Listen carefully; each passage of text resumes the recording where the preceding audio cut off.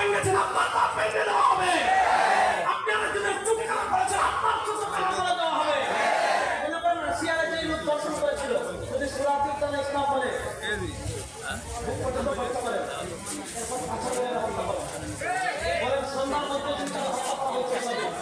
যে পাপিষ্ট জানোয়ারেরা আমার ভাই হত্যা করেছিল, তাদেরকে যদি ওই দিকে